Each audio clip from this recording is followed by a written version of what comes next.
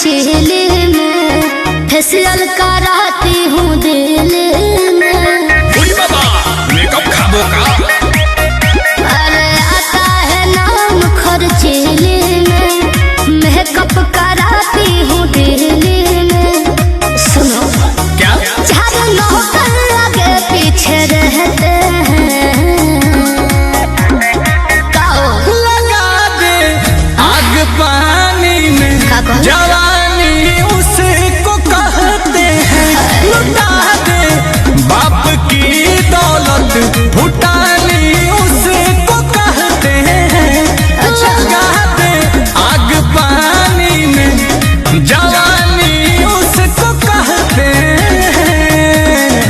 कैसे तो ऐसे करिए। अब मुझे समझाने लगे। आता है नाम खर्चीले में फेशियल कराती हूँ दिल में।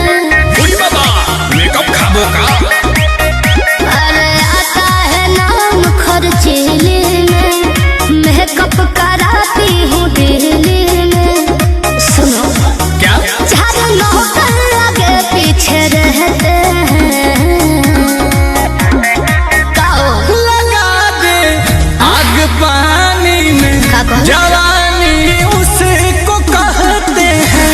लुटा दे बाप की दौलत फुटानी उसको कहते हैं।